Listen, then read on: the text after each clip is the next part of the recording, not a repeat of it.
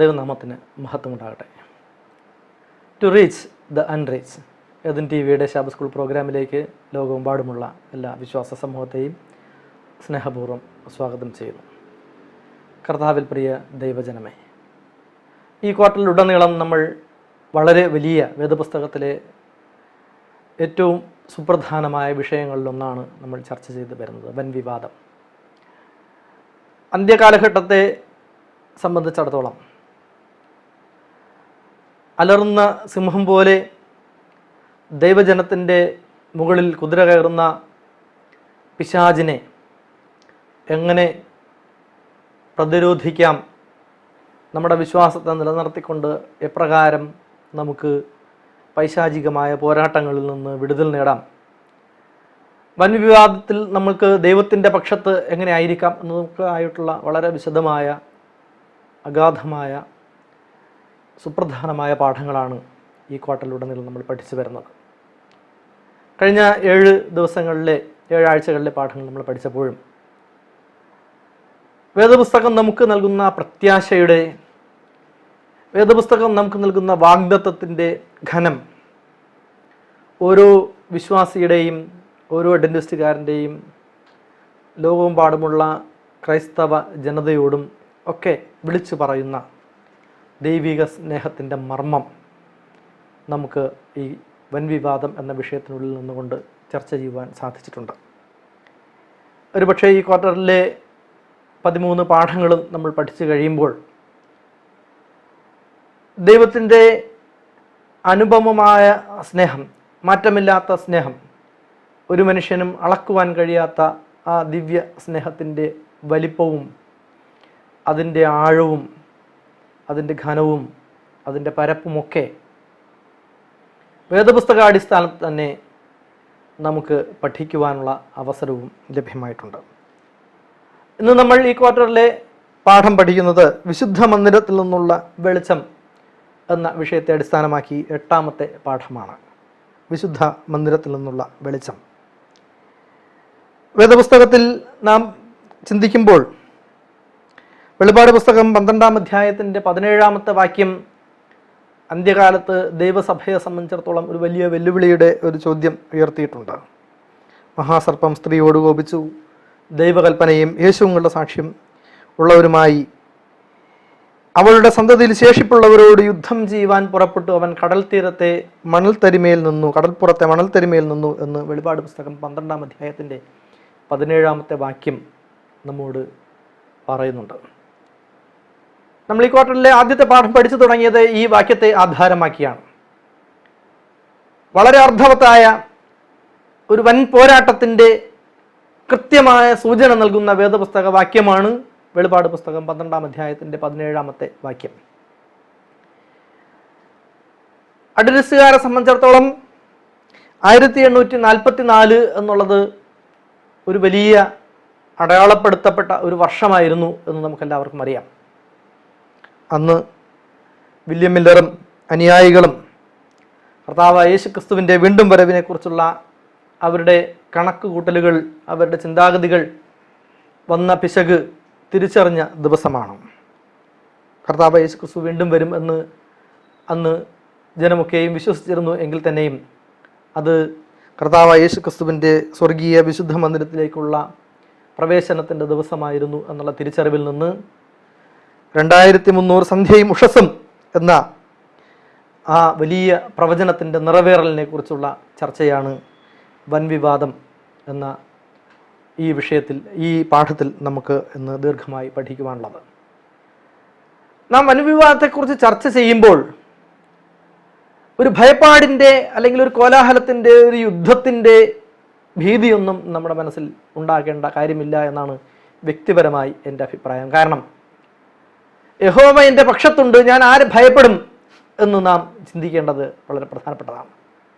അതല്ലെങ്കിൽ ഞാനും എൻ്റെ കുടുംബവുമോ ഞങ്ങൾ യഹോവയെ സേവിക്കും എന്നുള്ള നമ്മുടെ ഒരു ഡിസിഷൻ, നമ്മുടെ ഒരു തീരുമാനം, അതല്ലെങ്കിൽ നമ്മുടെ ഒരു ഡിറ്റർമിനേഷൻ, വളരെ ഇംഗ്ലീഷിൽ വളരെ അർത്ഥവത്തായ ഒരു പദമാണ് ഡിറ്റർമിനേഷൻ എന്നുള്ളത്. നമുക്ക് ലക്ഷ്യബോധം എന്നൊക്കെ നമ്മൾ പറയുമെങ്കിലും അതിനും അപ്പുറം നമ്മുടെ മനസ്സിൻ്റെ ഒരു ഉറപ്പ് എത്രത്തോളം വലുതായി നമ്മൾ അതിൽ ഉറച്ചു നിൽക്കുന്നു എന്നുള്ളതൊക്കെ നമുക്ക് മനസ്സിലാക്കി തരുന്നു. സ്വർഗീയ വിശുദ്ധ മന്ദിരത്തിലെ ശുദ്ധീകരണവും ഭൗമിക വിശുദ്ധ മന്ദിരത്തിൻ്റെ ശുദ്ധീകരണവും രണ്ടിൻ്റെയും പൂർത്തീകരണമായിരുന്നു ഈ സുപ്രധാനമായ സത്യം നമുക്ക് മനസ്സിലാക്കി തരുന്ന വേദ പഠനത്തിലൂടെ ലക്ഷ്യമാക്കുന്നത്. നമ്മൾ ഇന്ന് ഈ പാഠം പഠിക്കുമ്പോൾ കർത്താവ് യേശുക്രിസ്തുവിൻ്റെ സ്വർഗീയ വിശുദ്ധ മന്ദിരത്തിലെ ശുശ്രൂഷയും അതോടൊപ്പം നമ്മുടെ ഓരോരുത്തരുടെയും ജീവിതത്തിൽ ദൈവത്തിൻ്റെ ഇടപെടൽ, കർത്താവ് യേശുക്രിസ്തുവിൻ്റെ ഇടപെടൽ എപ്രകാരമാണ് എന്നുള്ളതിനെ പറ്റിയും വളരെ വിശദമായി നമ്മൾ പഠിക്കും. ആ സ്വർഗീയ വിശുദ്ധ മന്ദിരത്തിലേക്കുള്ള നമ്മുടെ പ്രവേശം, അതിൻ്റെ മാതൃകയായി ഭൂമിയിൽ സൃഷ്ടിക്കപ്പെട്ടിട്ടുള്ള വിശുദ്ധ മന്ദിരത്തിൻ്റെ നിഴലിൽ നിന്നുകൊണ്ട് നാം ദൈവത്തിൻ്റെ കൽപ്പനകളെ, യേശുവിൻ്റെ വിശ്വാസത്തിനെ കാത്തുകൊണ്ട് വിശുദ്ധന്മാരായി നിലനിൽക്കേണ്ടുന്നതിൻ്റെ ആവശ്യകതയെക്കുറിച്ചും ഇന്നത്തെ പാഠം നമ്മോട് ചർച്ച ചെയ്യും. നമുക്ക് ഇന്നത്തെ ഈ പാഠത്തിൻ്റെ മനപാഠവാക്യമായി നമുക്ക് നൽകിയിരിക്കുന്ന എബ്രായർക്ക് എഴുതിയ ലേഖനം 8-ാം അധ്യായത്തിൻ്റെ 1-2 വാക്യങ്ങളാണ്. നാം ഈ പറയുന്നതിൻ്റെ സാരം എന്തെന്നാൽ, സ്വർഗത്തിൽ മഹിമാസനത്തിൻ്റെ വലത് ഭാഗത്തിരുന്നവനായി വിശുദ്ധ സ്ഥലത്തിൻ്റെയും മനുഷ്യനല്ല കർത്താവ് സ്ഥാപിച്ച സത്യകൂടാരത്തിൻ്റെയും ശുശ്രൂഷകനായ മഹാപുരോഹിതൻ നമുക്കുണ്ട്. നമുക്ക് എല്ലാവർക്കും ചേർന്നൊരിക്കൽ കൂടെ വായിക്കാം. നാം ഈ പറയുന്നതിൻ്റെ സാരം എന്തെന്നാൽ, സ്വർഗത്തിൽ മഹിമാസനത്തിൻ്റെ വലത്ത് ഭാഗത്തിരുന്നവനായി വിശുദ്ധ സ്ഥലത്തിൻ്റെയും മനുഷ്യനല്ല കർത്താവ് സ്ഥാപിച്ച സത്യകൂടാരത്തിൻ്റെയും ശുശ്രൂഷകനായ മഹാപുരോഹിതൻ നമുക്കുണ്ട്. പ്രിയമുള്ളവരെ, ദൈവവിശ്വാസിയെ സംബന്ധിച്ചിടത്തോളം, ഒരു ക്രൈസ്തവനെ സംബന്ധിച്ചിടത്തോളം അവൻ്റെ ജീവിതത്തിലെ ഏറ്റവും വലിയ ശക്തി എന്ന് പറയുന്നത് കർത്താവായ യേശു ക്രിസ്തുവാണ്, അല്ലേ?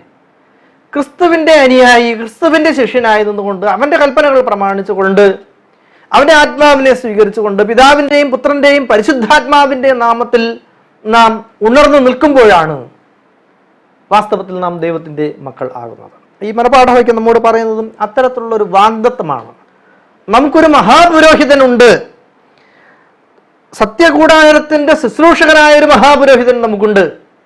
മനുഷ്യൻ സ്ഥാപിച്ച കൂടാരമല്ല, ദൈവികമായ കർത്താവ് തന്നെ സ്ഥാപിച്ച സത്യകൂടാരത്തിൻ്റെ മഹാശുശ്രൂഷകൻ, മഹാപുരോഹിതൻ നമുക്കുണ്ട്. അവൻ സ്വർഗത്തിൽ മഹിമാസനത്തിൻ്റെ വലത്ത് ഭാഗത്ത് ഇരിക്കുന്നവനായവനാണ്.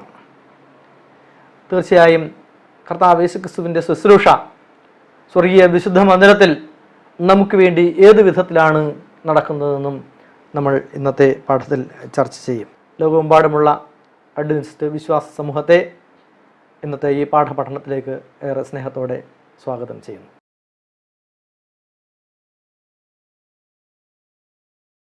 നമ്മൾ ഞായറാഴ്ചത്തെ പാഠഭാഗത്തേക്ക് ചെല്ലുമ്പോൾ അതിൻ്റെ തലക്കെട്ട് എന്ന് പറയുന്നത് സ്വർഗീയ വിശുദ്ധ മന്ദിരം എന്നുള്ളതാണ്.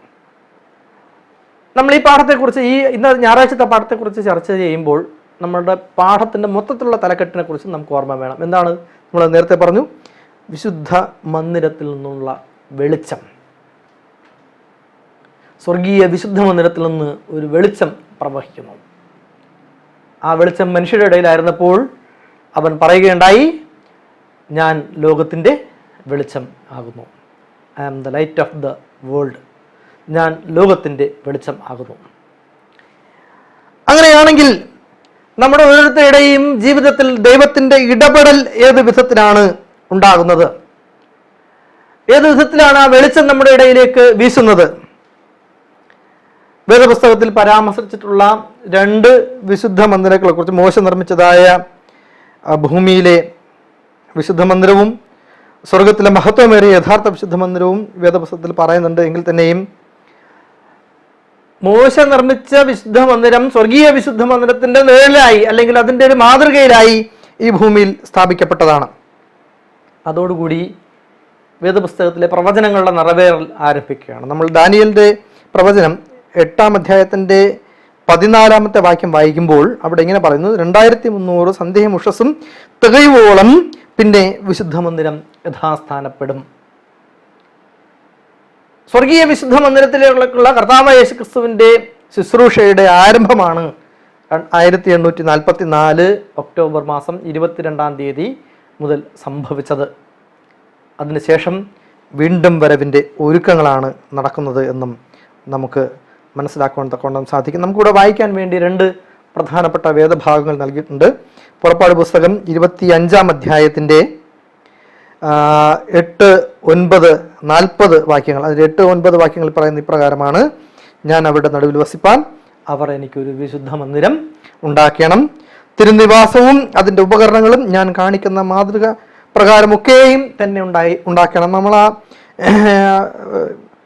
പുറപ്പാട് പുസ്തകം 25-ാം അധ്യായം വായിക്കുമ്പോൾ ദൈവത്തിൻ്റെ നിർദ്ദേശം എങ്ങനെയാണ് വിശുദ്ധ മന്ദിരം ഉണ്ടാക്കേണ്ടത്, അതിനുള്ളിലെ ഉപകരണങ്ങൾ എങ്ങനെയാണ് ഉണ്ടാക്കേണ്ടത്, ഓരോ സ്ഥാനവും അതിനകത്തുണ്ടായിരിക്കുന്ന ഓരോ വസ്തുവകളും എപ്രകാരമായിരിക്കണം, അതിൻ്റെ അളവ് പ്രകാരമായിരിക്കണം, അതിൻ്റെ നീളം, വീതി, ഘനം, അവിടെ ഉപയോഗിക്കേണ്ട ലോഹങ്ങൾ, അതിലേതാണ് സ്വർണം കൊണ്ടുണ്ടാക്കേണ്ടത്, ഏതാണ് പിച്ചള കൊണ്ടുണ്ടാക്കേണ്ടത്, അതല്ലെങ്കിൽ ഏതൊക്കെ തടിയാണ് അതിൽ ഉപയോഗിക്കേണ്ടത്, അതിൻ്റെ അളവുകളൊക്കെ എങ്ങനെയായിരിക്കണം എന്നതിനെ പറ്റി വളരെ വിശദമായിട്ട് പറയുന്ന ഒരു അധ്യായമാണ് പുറപ്പാട് പുസ്തകം 25-ാം അധ്യായം. നമ്മളത് സമയം കിട്ടുന്നപ്പോൾ അത് കൃത്യമായിട്ടൊന്ന് വായിച്ച് മനസ്സിലാക്കിക്കൊള്ളണം.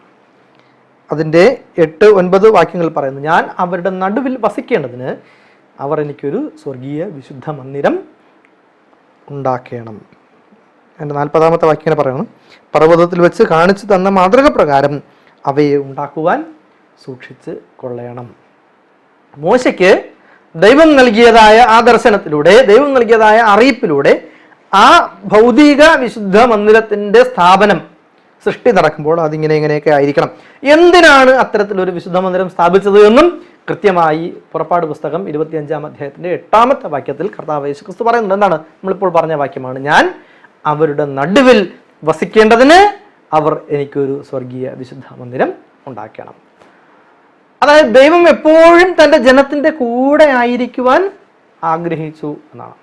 നമ്മൾ വേദപുസ്തകത്തിൽ പഠിക്കുമ്പോൾ ദൈവാലയത്തിൻ്റെ പ്രാധാന്യം, ദൈവാലയത്തിൻ്റെ വിശുദ്ധി, ദൈവാലയത്തിൽ നമ്മൾ എപ്രകാരം ആയിരിക്കണം എന്നതൊക്കെ വളരെ അനുഗ്രഹപ്രദമായ നിർദ്ദേശങ്ങളായി വേദപുസ്തകത്തിൽ പറഞ്ഞിട്ടുണ്ട്. നമ്മൾ തോന്നുംപടിയൊന്നും ദേവാലയത്തിൽ എന്ത് ചെയ്യരുത്, പ്രവേശിക്കുകയോ തോന്നുംപടി അതിനുള്ളിലേക്ക് കടന്നു ചെന്ന് തോന്നുന്നത് പോലെ അലസമായിട്ടൊന്നും അവിടുത്തെ കാര്യങ്ങൾ നിർവഹിക്കുകയോ ചെയ്യരുത്. വാശിയോടെയോ വഴക്കോടെയോ വക്കാണത്തോടു കൂടി അതിനുള്ളിൽ പ്രവേശിച്ച് അവിടുത്തെ കാര്യങ്ങൾ ചെയ്യരുത്. വളരെ കൃത്യമായ നിർദ്ദേശങ്ങളുണ്ട്. കാരണം ദാവീദ് മഹാരാജാവ് തന്നെ പറഞ്ഞു: നിന്റെ ആലയത്തിൻ്റെ വാതിൽ കാവൽക്കാരനായിരിക്കുന്നത് എനിക്ക് ഏറെ ഇഷ്ടം എന്നാണ് ദാവീദ് പറയുന്നത്. വാതിലിൻ്റെ അകത്ത് പ്രവേശിക്കുന്നത് പോലും അല്ല, പിന്നെന്താണ്, നിന്റെ ദൈവാലയത്തിൻ്റെ വാതിൽ കാവൽക്കാരനായിരിക്കുന്നത് എനിക്ക് ഏറെ ഇഷ്ടം എന്നാണ്. അത് ഏറ്റവും അനുഗ്രഹപ്രദമായ കാര്യമാണ്. അപ്പോൾ നാം മനസ്സിലാക്കേണ്ടത്, വിശുദ്ധ ദൈവാലയത്തിലെ വളരെ പ്രധാനപ്പെട്ട ശുശ്രൂഷകളൊക്കെ നിർവഹിക്കാൻ ദൈവം നമ്മളെ തിരഞ്ഞെടുക്കുമ്പോൾ അതിൻ്റെ അനുഗ്രഹം എത്ര വലുതായിരിക്കും എന്നുള്ളതാണ്. അല്ലേ? അവിടെ ഒരു പുരോഹിതൻ ചെയ്യുന്ന അതേ കർമ്മങ്ങൾ, പൗരോഹിത്യ പ്രക്രിയ പോലുള്ള ദൈവത്തിൻ്റെ സുവിശേഷ പ്രഘോഷണമായിരുന്നാലും, അവിടെ ലഭിക്കുന്ന വിശുദ്ധ വഴിപാടുകൾക്ക് വേണ്ടിയിട്ടുള്ള പ്രാർത്ഥനയായാലും, നോക്കൂ, ദൈവത്തിൻ്റെ ആലയത്തിനുള്ളിൽ നമ്മളെ ഒരു പ്രവൃത്തി ചെയ്യുവാൻ ദൈവം നിയോഗിച്ചിട്ടുണ്ടെങ്കിൽ വളരെ ആത്മാർത്ഥതയോടെ, സത്യസന്ധതയോടുകൂടെ എന്ത് ചെയ്യുക, നമ്മൾ ആ പ്രവൃത്തി ചെയ്യുകയാണ് എങ്കിൽ വേദപുസ്തകത്തിൽ പറയുന്ന സകല അനുഗ്രഹങ്ങളുടെയും ഉടമസ്ഥനായി നമുക്ക് മാറുവാൻ തക്കവണ്ണം സാധിക്കും എന്നുള്ളത്. അതാണ് ഞാൻ ആ ദൈവാലയത്തിൻ്റെ വിശുദ്ധിയുടെ കാര്യത്തെക്കുറിച്ചാണ് ഞാനത് പറഞ്ഞത്. അപ്പോൾ ദൈവത്തിന് കൃത്യമായ പദ്ധതിയുണ്ട്. അവൻ്റെ ആലയം എങ്ങനെയായിരിക്കണം. ഞാൻ അവരുടെ നടുവിൽ വസിക്കേണ്ടതിന് അവർ എനിക്കൊരു വിശുദ്ധ മന്ദിരം ഉണ്ടാക്കണം എന്നാണ് പറഞ്ഞത്. ഞാൻ അവരുടെ നടുവിൽ വസിക്കേണ്ടതിന്, അതായത് എൻ്റെ ജനത്തിൻ്റെ ഇടയിൽ ഞാൻ ഉണ്ടായിരിക്കണം. അവർ ഒരിക്കലും തെറ്റിക്കപ്പെട്ട് പോകാത്ത വിധത്തിൽ എൻ്റെ ജനത്തിൻ്റെ ഇടയിൽ ഞാൻ ഉണ്ടായിരിക്കണമെന്ന് ദൈവം ആഗ്രഹിച്ചു എന്നുള്ളതാണ് അവിടെ പ്രധാനപ്പെട്ട കാര്യം. നോക്കൂ, ഭൗമിക വിശുദ്ധ മന്ദിരത്തിലെ ശുശ്രൂഷകൻ ദൈവത്തിൻ്റെ ദൈവിക രക്ഷാപദ്ധതിയുടെ നിഴലായിരുന്നു. അർപ്പിക്കുന്ന ഓരോ യാഗവും കാൽവരി ക്രൂശിലെ യേശുവിൻ്റെ ബലിയെ പ്രതിനിധീകരിക്കുന്നു. യോഹന്നാൻ 1:29 പറയുന്നത്, ഇതാ ലോകത്തിൻ്റെ പാപം ചുമക്കുന്ന ദൈവത്തിൻ്റെ കുഞ്ഞാട് എന്നാണ് കർത്താവ് യേശു ക്രിസ്തുവിനെ പറയുന്നത്. ഇതാ ലോകത്തിൻ്റെ പാപത്തെ ചുമക്കുന്ന ദൈവത്തിൻ്റെ കുഞ്ഞാട്. അവന് വേണ്ടിയിട്ടുള്ള ശുശ്രൂഷയാണ് നാം അവിടെ നിർവഹിക്കുന്നത്.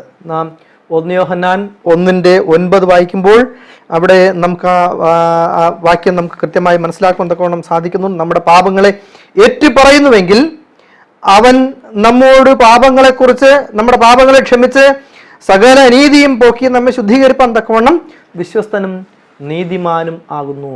വിശ്വസ്തനും നീതിമാനുമായ ഒരു ദൈവത്തിൻ്റെ സന്നിധിയിൽ നമ്മുടെ പാപങ്ങളെ കഴുകിക്കളയുവാനുള്ള ഒരു യാഗപീഠമാണ് ദൈവത്തിൻ്റെ വിശുദ്ധാലയം എന്ന് നാം മനസ്സിലാക്കണം. കാരണം കർത്താവായ യേശു ക്രിസ്തു എന്ന രക്ഷിതാവ് നമുക്ക് അവിടെയുണ്ട്. കർത്താവായ യേശു ക്രിസ്തു എന്ന മഹാപുരോഹിതൻ നമുക്ക് നമ്മുടെ ഇടയിൽ അവിടെ വസിക്കുന്നുണ്ട്. 1 യോഹന്നാൻ 1:9 വായിക്കുമ്പോൾ നമുക്ക് ഇതാണ് കാണുന്നത്. അവൻ വിശ്വസ്തനും നീതിമാനുമായ ദൈവമാണ്. അവൻ നമുക്ക് വേണ്ടി തൻ്റെ പ്രിയപുത്രനെ യാഗമാക്കിയവനാണ്. അല്ലേ? യേശു നമുക്ക് വേണ്ടി മരിച്ചു.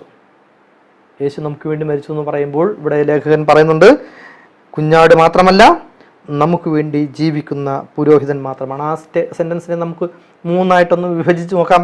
എന്താണ്? യേശു നമുക്ക് വേണ്ടി മരിച്ചു. ഇനി യേശുവിനെ അതിനോടൊപ്പം ചേർത്ത് വായിക്കുമ്പോൾ യേശു ആരാണ്? യേശു കുഞ്ഞാടാണ്. യേശു നമുക്ക് വേണ്ടി മരിച്ചു, യേശു കുഞ്ഞാടാണ്.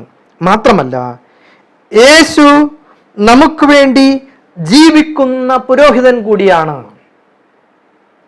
നിങ്ങൾ ജീവിച്ചിരിക്കുന്നവനെ മരിച്ചവരുടെ ഇടയിൽ തിരയുന്നത് എന്തിന് എന്ന് കർത്താവായ യേശു ക്രിസ്തു ചോദിക്കേണ്ടായി. നിങ്ങളെ വിട്ട് സ്വർഗാരോഹണം ചെയ്ത ഈ യേശുവിനെ സ്വർഗത്തിലേക്ക് പോകുന്നവനായി നിങ്ങൾ കണ്ടതുപോലെ തന്നെ അവൻ വീണ്ടും വരും എന്ന് അവൻ ആഹ്വാനം ചെയ്തിട്ടുണ്ട്. അവൻ ജീവിച്ചിരിക്കുന്ന ദൈവമാണ്. അവൻ ഓരോ മനുഷ്യനെയും അവൻ്റെ പാപങ്ങളെ ചുമന്നുകൊണ്ട് കർത്താവ് യേശു ക്രിസ്തു കാൽവരിയിൽ യാഗമായി എങ്കിലും അവൻ നമുക്ക് വേണ്ടി പക്ഷപാതം ചെയ്യുവാൻ സ്വർഗത്തിൽ ദൈവത്തിൻ്റെ വലത്ത് ഭാഗത്തിരിപ്പുണ്ട്. എബ്രായർക്ക് എഴുതിയ ലേഖനം 7-ാം അധ്യായത്തിൻ്റെ 25-ാമത്തെ വാക്യം ഇങ്ങനെയാണ് പറയുന്നത്, അതുകൊണ്ട് താൻ മുഖാന്തരമായി ദൈവത്തോട് അടുക്കുന്നവർക്ക് വേണ്ടി പക്ഷപാതം ചെയ്യുവാൻ സദാ ജീവിക്കുന്നവനാകിയാൽ അവരെ പൂർണ്ണമായി രക്ഷിപ്പാൻ അവൻ പ്രാപ്തനാകുന്നു. ആരെ പൂർണ്ണമായി രക്ഷിപ്പാൻ പ്രാപ്തനാകുന്നു? അല്ലെ, ആരെ? There is a question. നെഞ്ചത്തെ കൈവച്ച് നമുക്ക് പറയാൻ കഴിയണം, എന്നെ അല്ലെങ്കിൽ ഞങ്ങളെ. വെളിപ്പാട് പുസ്തകം 22-ാം അധ്യായത്തിൻ്റെ 12-ാമത്തെ വാക്യം വായിക്കുമ്പോൾ അവിടെ പറയുന്നത് എന്താണ്? ഓരോരുത്തന് അവനവൻ്റെ പ്രവൃത്തിക്ക് തക്കവണ്ണം കൊടുപ്പാൻ പ്രതിഫലം എൻ്റെ പക്കൽ ഉണ്ട്. ആ പ്രതിഫലം തരുവാൻ അവൻ നമുക്ക് വേണ്ടി സ്വർഗീയ വിശുദ്ധ മന്ദിരത്തിൽ ശുശ്രൂഷ ചെയ്യുകയാണ്. ദൈവത്തിൻ്റെ വലത് ഭാഗത്തിരുന്നു കൊണ്ട് നമുക്ക് വേണ്ടി വാഗ്വാദം ചെയ്യുകയാണ് എന്ന് ചിലർ പറയുന്നുണ്ട്. നമുക്ക് വേണ്ടി പക്ഷപാതം ചെയ്യുകയാണ് എന്ന് പറയുന്നത്. നമ്മുടെ പക്ഷപാതം ചെയ്യാന്ന് നമുക്ക് വേണ്ടി പക്ഷം ചേർന്നുകൊണ്ട്, നമ്മുടെ പക്ഷം ചേർന്നുകൊണ്ട് അവൻ ഇങ്ങനെ തെറ്റൊക്കെ ചെയ്തിട്ടുണ്ടെങ്കിലും അത് ഞാൻ ക്ഷമിക്കുന്നു, അവൻ എന്നോട് ഏറ്റു പറഞ്ഞിരിക്കുന്നു, അവൻ തൻ്റെ പാപങ്ങൾ എന്നോട് ഏറ്റു പറഞ്ഞ് അവൻ വിശുദ്ധനായി ജീവിച്ചിരിക്കുന്നു, അവൻ്റെ കൽപ്പനകളെ പ്രമാണിക്കുന്നു, അവൻ അനുഗ്രഹിക്കപ്പെടേണ്ടവനാണ്. ഓരോ മനുഷ്യനെയും അവൻ്റെ പാപങ്ങളിൽ നിന്ന് മോചിപ്പിക്കുവാൻ വേണ്ടി ദൈവം സ്വർഗീയ വിശുദ്ധ മന്ദിരത്തിൽ നമുക്ക് വേണ്ടി ശുശ്രൂഷ ചെയ്യുന്നു. അതാണ് സ്വർഗീയ വിശുദ്ധ മന്ദിരത്തിൽ നിന്നുള്ള പ്രത്യാശ എന്ന് പറഞ്ഞത്. എബ്രായർക്ക് എഴുതിയ ലേഖനം 8-ാം അധ്യായത്തിൻ്റെ 1 മുതൽ 6 വരെയുള്ള വാക്യങ്ങൾ നമ്മൾ വായിക്കുമ്പോൾ, എബ്രായർക്ക് എഴുതിയ ലേഖനം 8-ാം അധ്യായത്തിൻ്റെ 1 മുതൽ 6 വരെയുള്ള വാക്യങ്ങൾ വായിക്കുമ്പോൾ നാം ഈ പറയുന്നതിൻ്റെ സാരം എന്തെന്നാൽ, സ്വർഗത്തിൽ മഹിമാസനത്തിൻ്റെ വലത് ഭാഗത്തിരുന്നവനായി വിശുദ്ധ സ്ഥലത്തിൻ്റെയും മനുഷ്യനല്ല കർത്താവ് സ്ഥാപിച്ച സത്യകൂടാരത്തിൻ്റെയും ശുശ്രൂഷനായ മഹാപുരോഹിതൻ നമുക്ക് നമ്മുടെ മനപാഠവാക്യമായിരുന്നു. അത് ഏത് മഹാപുരോഹിതനും വഴിപാടും യാഗവും അർപ്പിപ്പാൻ നിയമിക്കപ്പെട്ടിരിക്കുന്നു. ആകയാൽ അർപ്പിപ്പാൻ ഇവനും വല്ലതും വേണം. അവൻ ഭൂമിയിലായിരുന്നുവെങ്കിൽ പുരോഹിതൻ ആകില്ലായിരുന്നു. ന്യായപ്രമാണപ്രകാരം വഴിപാട് അർപ്പിക്കുന്നവർ ഉണ്ടല്ലോ. കൂടാരം തീർപ്പാൻ മോശ ആരംഭിച്ചപ്പോൾ പർവ്വതത്തിൽ നിനക്ക് കാണിച്ച മാതൃക പ്രകാരം, പുറപ്പാട് പുസ്തകം 25-ാം അധ്യായത്തിന്റെ 40-ാമത്തെ വാക്യം അതാണ് ഇവിടെ പറയുന്നത്. പർവ്വതത്തിൽ നിനക്ക് കാണിച്ച മാതൃക പ്രകാരം നീ സകലവും ചെയ്യുവാൻ നോക്കുക എന്ന് അവനോട് അരുളി ചെയ്തതുപോലെ അവൻ സ്വർഗീയത്തിന്റെ ദൃഷ്ടാന്തവും നേടുമായതിൽ ശുശ്രൂഷ ചെയ്യുന്നു. അവനോ വിശേഷയേറിയ വാഗ്ദത്തങ്ങളിന്മേൽ സ്ഥാപിക്കപ്പെട്ട നിയമത്തിന്റെ മധ്യസ്ഥനാകിയാൽ അതിൻ്റെ വിശേഷതയ്ക്ക് ഒത്തവണ്ണം വിശേഷതയേറിയ ശുശ്രൂഷയും പ്രാപിച്ചിരിക്കുന്നു. ആരാണിത്? മഹാപുരോഹിതൻ, നമുക്ക് വേണ്ടി സ്വർഗീയ വിശുദ്ധ മന്ദിരത്തിൽ ശുശ്രൂഷ ചെയ്യുന്നവനായ മഹാപുരോഹിതൻ കർത്താവ് യേശു ക്രിസ്തുവിനെ മുറുകെ പിടിക്കുവാൻ, നാം വിശ്വാസത്താൽ ക്രിസ്തുവിനെ മുറുകെ പിടിക്കുവാൻ നമ്മളോട് ആഹ്വാനം ചെയ്യുകയാണ്. അങ്ങനെയാണ് എങ്കിൽ നമുക്കെന്തുണ്ട്? വിശ്വാസത്തിലൂടെ രക്ഷയുടെ ഉറപ്പുണ്ട് എന്ന് ഈ വേദഭാഗം നമ്മെ പഠിപ്പിക്കുകയാണ്.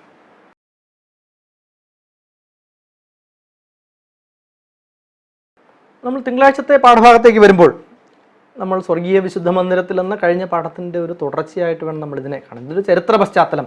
ലേവ്യ പുസ്തകത്തിൽ സ്വർഗീയ വിശുദ്ധ മന്ദിരത്തിൻ്റെ ശുശ്രൂഷകൾ ഏത് വിധത്തിൽ ചെയ്യണം, അത് ശുശ്രൂഷ ചെയ്യുന്ന പുരോഹിതനും അവിടെ യാഗമർപ്പിക്കുന്ന വിശ്വാസിയും ഏത് വിധത്തിലായിരിക്കണം എന്നുള്ളതിൻ്റെ ഒരു ചരിത്ര പശ്ചാത്തലത്തിനെയാണ് നമുക്ക് ഈ ഭാഗത്ത് നമുക്ക് കണ്ടെത്താൻ കഴിയുന്നത്. നമുക്കതിന് വായിക്കുവാൻ വേണ്ടി തന്നിട്ടുള്ള വേദഭാഗങ്ങൾ ലേവ്യ പുസ്തകം 21-ാം അധ്യായം, 23-ാം അധ്യായം, അതേപോലെ എബ്രായർക്ക് എഴുതിയ ലേഖനം 9-ാമത്തെ അധ്യായം, 3 പ്രധാനപ്പെട്ട വേദഭാഗങ്ങളെ അടിസ്ഥാനമാക്കിയാണ് നമ്മൾ ഈ പുരാതന ഇസ്രായേലിലെ പാപപരിഹാര ദിവസത്തെക്കുറിച്ചുള്ള ഈ ഭാഗം നമ്മൾ പഠിക്കാൻ പോകുന്നത്. നമുക്ക് നമ്മൾ മനസ്സിലാക്കുമ്പോൾ ദൈവത്തിൻ്റെ വിശുദ്ധ സന്നിധിയിൽ ഈ പാപമോചനത്തിന് വേണ്ടി അല്ലേ, പാപയാഗത്തിന് ഒരു കാളക്കിടാവിനോടും ഹോമയാഗത്തിന് ഒരു ആട്ടുകൊറ്റനോടും കൂടെ അഹരോൻ വിശുദ്ധ മന്ദിരത്തിൽ കടക്കണം എന്ന് ലേവ്യ പുസ്തകം 16-ാം അധ്യായത്തിൻ്റെ 3-ാമത്തെ വാക്യം വായിക്കുമ്പോൾ നമുക്കവിടെ കണ്ടെത്താൻ കഴിയും. അവിടെ എന്നിട്ട് പറയുന്നുണ്ട്, 4-ാമത്തെ വാക്യത്തെ പറയുന്നുണ്ട്, അവൻ പഞ്ഞനൂൽ കൊണ്ടുള്ള വിശുദ്ധമായ അങ്കി ധരിച്ച് ദേഹത്തിൽ പഞ്ഞനൂൽ കൊണ്ടുള്ള കാൽച്ചട്ട ഇട്ട് പഞ്ഞനൂൽ കൊണ്ടുള്ള നടുക്കെട്ട് കെട്ടി പഞ്ഞനൂൽ കൊണ്ടുള്ള മുടിയും വെക്കണം. ഇവ വിശുദ്ധ വസ്ത്രം ആകിയാൽ അവൻ ദേഹം വെള്ളത്തിൽ കഴുകിയിട്ട് അവ ധരിക്കണം. ഇത് പുരോഹിതൻ, മഹാപുരോഹിതൻ പാപപരിഹാരത്തിന് വേണ്ടി, പാപപരിഹാര യാഗം നടത്താൻ വേണ്ടി ആലയത്തിനുള്ളിലേക്ക് പ്രവേശിക്കുമ്പോൾ, അതിപരിശുദ്ധ സ്ഥലത്ത് പ്രവേശിക്കുമ്പോൾ എങ്ങനെയായിരിക്കണം അവിടെ പ്രവേശിക്കേണ്ടത് എന്നതാണ് അവിടെ പറയുന്നത്. എന്നിട്ട് അവൻ ഇസ്രായേൽ മക്കളുടെ സഭയുടെ പക്കൽ നിന്ന് പാപയാഗത്തിന് 2 കോലാട്ടുകൊറ്റനെയും ഹോമയാഗത്തിന് ഒരു ആട്ടുകൊറ്റനെയും വാങ്ങണം എന്ന് പറയുന്നുണ്ട്. തനിക്ക് വേണ്ടിയിട്ടുള്ള പാപയാഗത്തിൻ്റെ കാളയെ അഹരോൻ അർപ്പിച്ച്, ആദ്യം തനിക്ക് വേണ്ടിയിട്ടുള്ള പാപയാഗത്തിൻ്റെ കാളയെ അഹരോൻ അർപ്പിച്ചു കഴിഞ്ഞ ശേഷം കുടുംബത്തിനും വേണ്ടി, തനിക്ക് മാത്രമല്ല തൻ്റെ കുടുംബത്തിനും വേണ്ടി പ്രായശ്ചിത്തം ചെയ്ത് അവൻ 2 കോലാട്ടുകൊറ്റന്മാരെ സമാഗമന കൂടാരത്തിൻ്റെ വാതിൽക്കൽ കൊണ്ടുവന്ന് യഹോവയുടെ സന്നിധിയിൽ നിർത്തി. അഹരോൻ യഹോവയ്ക്ക് എന്നൊരു ചീട്ടും അസസയിൽ നിന്ന് മറ്റൊരു ചീട്ടും എഴുതി 2 കോലാട്ടുകൊറ്റനും ചീട്ടിട്ട് യഹോവയ്ക്കുള്ളതെന്ന് ചീട്ട് വീണ കോലാട്ടുകൊറ്റനെ അഹരോൻ കൊണ്ടുവന്ന് പാപയാഗമായി അർപ്പിച്ച ശേഷം അസസേലിന് വന്ന ചീട്ട് വീണ കോലാട്ടുകൊറ്റനെ കൊണ്ടുവന്ന് അവൻ എന്ത് ചെയ്യുന്നു, അതിനെ പ്രായശ്ചിത്തം കഴിക്കേണ്ടതിന് മരുഭൂമിയിലേക്ക് കൊണ്ടുചെന്ന് വിടും. തുടർന്ന് അത് ആ ഒരു ലേവ്യ പുസ്തകം 16-ാം അധ്യായം നമ്മൾ ആദ്യത്തെ വാക്യം മുതൽ താഴോട്ട് ഇങ്ങനെ വായിക്കുമ്പോൾ ആ മരുഭൂമിയിൽ കൊണ്ടുപോയി ആ കോലാട്ടുകൊറ്റനെ കൊണ്ട് ഉപേക്ഷിച്ചത് വരുന്നവൻ എന്ത് ചെയ്യണം, അവൻ ഇങ്ങനെ ശുദ്ധിയാവണം, എന്നിട്ട് വേണം ഇവിടെ പ്രവേശിക്കേണ്ടത്. അതിനുശേഷം അഹരോൻ യാഗം ചെയ്ത് കഴിഞ്ഞ ശേഷം എങ്ങനെയാണ് തുടർന്നുള്ള പാപപരിഹാരത്തിന് വേണ്ടിയിട്ടുള്ള യാഗത്തിലൊക്കെ അവൻ ഇടപെടേണ്ടതൊക്കെ എന്നൊക്കെ വളരെ വിശദമായിട്ട് അവിടെ പറയുന്നുണ്ട്. എല്ലാവരും ആ ഭാഗമൊന്ന് ഭംഗിയായിട്ട്, ചരിത്ര ഭാഗമാണ്, ഇതൊന്ന് ഭംഗിയായിട്ട് വായിച്ച് മനസ്സിലാക്കിക്കൊള്ളണം. നമുക്കിവിടെ പഠിക്കാൻ വേണ്ടി തന്നിട്ടുള്ള ഭാഗത്ത് പാപപരിഹാര ദിനത്തിൽ ഏതൊരു മനുഷ്യനും അവൻ ആത്മതപനം ചെയ്യണം എന്നാണ് പറയുന്നത്. ആത്മതപനം ചെയ്യണം. അങ്ങനെയുള്ള അല്ലാത്ത മനുഷ്യരെ, ആത്മതപനം ചെയ്യാത്തവരായ മനുഷ്യനെ ലേവ്യ പുസ്തകം 23-ാം അധ്യായത്തിൻ്റെ 27, 28, 29 വാക്യങ്ങൾ വായിക്കുമ്പോൾ അവിടെ പറയുന്ന ആത്മതപനം ചെയ്യാത്ത മനുഷ്യനെ അവൻ ജനത്തിൻ്റെ ഇടയിൽ നിന്ന് ഛേദിച്ച് കളയും എന്നാണ് പറയുന്നത്. അല്ലേ, നോക്കൂ, ഇവിടെ ചരിത്ര ഭാഗത്ത് വളരെ കർശനമായ, വളരെ കർക്കശത്തോടു കൂടിയിട്ടുള്ള നിയമാവലികളാണ് ആ കാലഘട്ടത്തിൽ നടന്നിട്ടുള്ളത് എന്ന് നമുക്ക് അറിയാം യാഗത്തിന് വേണ്ടി. പക്ഷേ ഈ യാഗങ്ങളൊക്കെയും ഭൂമിയിൽ നടന്നിട്ടുള്ള ഭൗതികമായിട്ടുള്ള എല്ലാ യാഗങ്ങളുടെയും ഒരു അവസാനം ഉണ്ടാകുന്നത് എപ്പോഴാണ്? കർത്താവായ യേശുക്രിസ്തു കാൽവരിയിൽ യാഗമായതോടുകൂടിയാണ്. അപ്പോൾ പല ആളുകളും ഇന്നും ക്രൈസ്തവ കുലത്തിലെ പല ആളുകളും യാഗത്തിനെ കുറിച്ച് സംസാരിക്കുമ്പോൾ അവരുടെ മനസ്സിൽ വരുന്ന സംശയം, എന്തുകൊണ്ടാണ് ആ യാഗമൊന്നും ഇപ്പോഴും പലയിടങ്ങളിലും ധൂപം കാട്ടലും മണിയടിക്കലും അത്തരത്തിലുള്ള യാഗങ്ങളൊക്കെ സമർപ്പിക്കലൊക്കെ പലയിടത്തും ഹോമയാഗങ്ങൾ നടക്കുന്നുണ്ട്, ഹന്നയാഗങ്ങൾ നടക്കുന്നുണ്ട്. ഇത്തരത്തിലുള്ള യാഗവസ്തുക്കളൊക്കെ ഇന്ന് യാഗത്തിന് അത്ര പ്രാധാന്യമില്ലാതെ പോയത് എന്തുകൊണ്ടാണ്? അത് ജനം മനസ്സിലാക്കേണ്ട വളരെ പ്രധാനപ്പെട്ട ഒരു കാര്യമാണ്. ലോകത്തിലെ ഏറ്റവും വലിയ യാഗമായി തീർന്നത് കർത്താവായ യേശുക്രിസ്തുവാണ്. അവൻ തൻ്റെ ജനത്തെ അവരുടെ പാപങ്ങളിൽ നിന്ന് മോചിപ്പിക്കാൻ വേണ്ടി അവരുടെ സകല പാപങ്ങളെയും ഏറ്റുകൊണ്ട് അവൻ കാൽവരിയിൽ യാഗമായി, കുഞ്ഞാടായി. ആ കുഞ്ഞാടിനേക്കാൾ വലിയ രക്തമൊന്നും, കർത്താവായ യേശുക്രിസ്തു വന്ന കുഞ്ഞാടിനേക്കാൾ വലിയ രക്തമൊന്നും ഇതുവരെയും അതിനുശേഷം യാഗമായിട്ടില്ല. അതിനൊരിക്കലും അത് സംഭവിക്കുന്നതല്ല. അതിനെ കവച്ച് വയ്ക്കുവാൻ, അതിനെ കടർത്തി പോകുവാൻ വേണ്ടിയിട്ടുള്ള മറ്റൊരു യാഗത്തിന് ഇനി ഇല്ല എന്നുള്ളത് കൊണ്ട് തന്നെ മറ്റ് യാഗങ്ങൾക്കൊന്നും പ്രസക്തിയില്ല. കർത്താവായ യേശുക്രിസ്തു എന്ന രക്ഷിതാവിനാണ് നമ്മളവിടെ ആ പ്രാധാന്യം മനസ്സിലാക്കേണ്ടത്. ഇവിടെ ലേഖകൻ പറയുന്ന ഒരു കാര്യമുണ്ട്. അങ്ങനെ പാപപരിഹാര ദിവസത്തിന്റെ അവസാനത്തിൽ ദൈവത്തിന് വിശുദ്ധിയുള്ള ഒരു മന്ദിരവും ശുദ്ധിയുള്ള ഒരു ജനതയും ഉണ്ടാകുന്നു എന്നാണ് പറയുന്നത്. ഈ പാപപരിഹാര ദിവസം എന്ന് പറയുന്നത് വിശുദ്ധ വേദപുസ്തകത്തിൻ്റെ ലേവ്യ പുസ്തകം 16-ാം അധ്യായത്തിൻ്റെ 21-ാമത്തെ വാക്യം നമ്മൾ വായിക്കുമ്പോൾ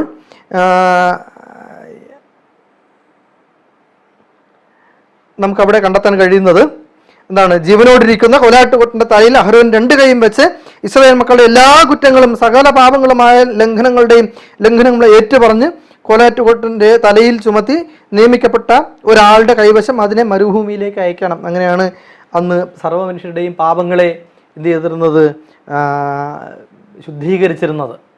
പക്ഷേ അതാണ് ഞാൻ പറഞ്ഞത്, കർത്താവ് യേശുക്രിസ്തു യാഗമായതോടുകൂടി, കാൽവരിയിൽ യാഗമായതോടുകൂടി സകല മനുഷ്യരുടെയും, ഇസ്രായേലിൻ്റെ മാത്രമല്ല ഈ ഭൂമിയിലുള്ള സകല മനുഷ്യരെയും അവരുടെ പാപങ്ങളെയും ചുമന്നുകൊണ്ടാണ് അവൻ കാൽവരിയിൽ ഏറ്റവും വലിയ യാഗമായി തീർന്നത്. നമുക്ക് 23-ാമത്തെ അധ്യായം അതിൻ്റെ 26 മുതൽ 32 വരെയുള്ള വാക്യങ്ങൾ വായിക്കുമ്പോൾ അവിടെ നമുക്ക് മറ്റു ചില കാര്യങ്ങൾ കൂടെ കണ്ടെത്താൻ കഴിയുന്നുണ്ട്. അത് 26 മുതലുള്ള വാക്യം പറയുന്നത്, യഹോവ പിന്നെയും മോശയോട് അരുളി ചെയ്തത്, 7-ാം മാസം 10-ാം തീയതി പാപപരിഹാര ദിവസമാകുന്നു. അന്ന് നിങ്ങൾക്ക് വിശുദ്ധ സഭായോഗം ഉണ്ടാകണം.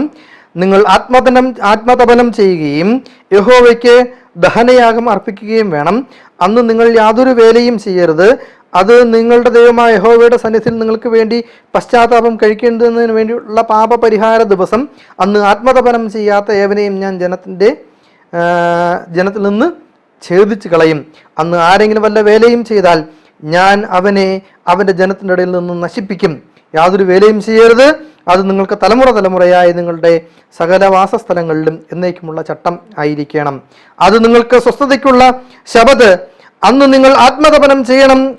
ആ മാസം 9-ാം തീയതി വൈകുന്നേരം മുതൽ പിറ്റേന്നാൾ വൈകുന്നേരം വരെ നിങ്ങൾ ശബത്ത് ആചരിക്കണം എന്നുള്ളതാണ്.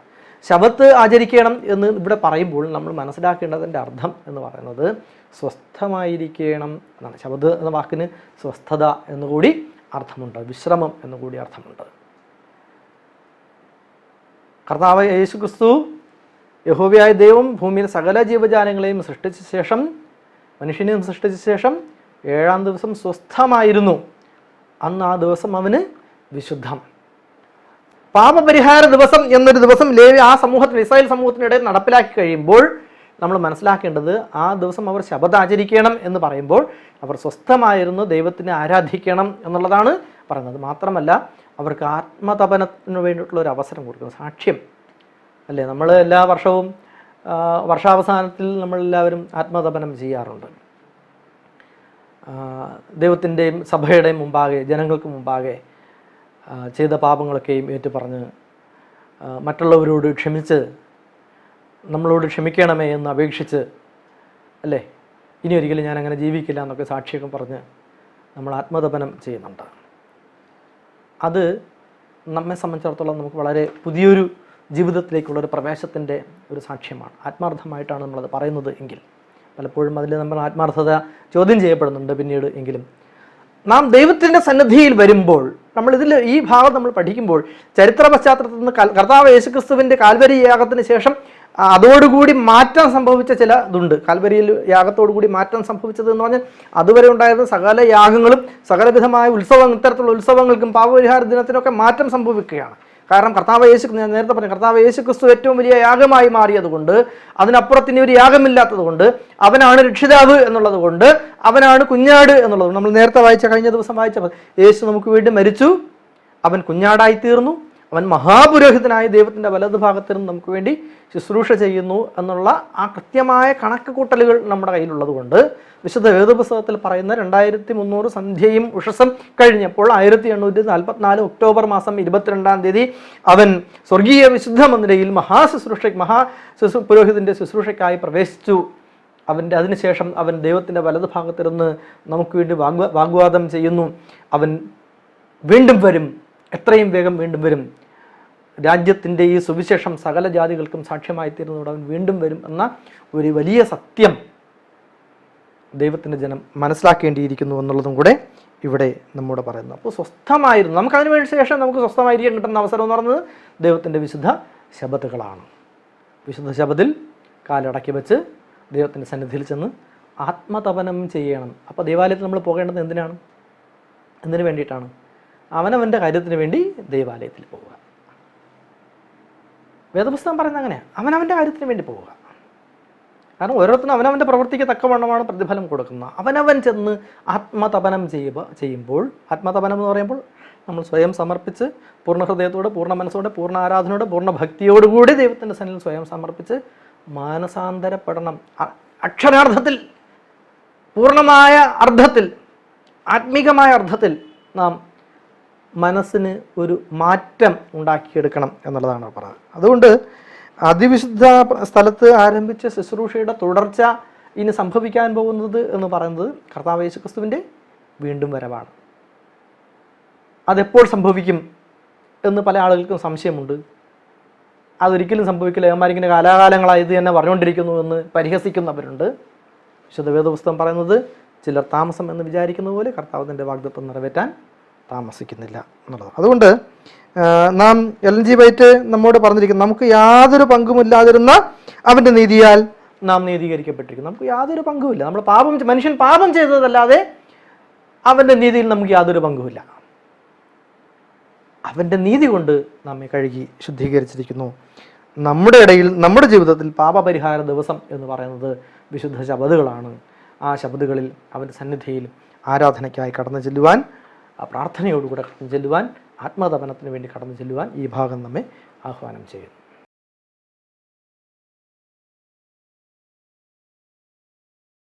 നമുക്ക് അടുത്ത ദിവസത്തെ പാഠം, ചൊവ്വാഴ്ചത്തെ പാഠഭാഗത്തേക്ക് നമ്മൾ ചെല്ലുമ്പോൾ ന്യായവിധി സമാഗതമായി എന്ന ഭാഗമാണ് നമ്മോട് പറയുന്നത്.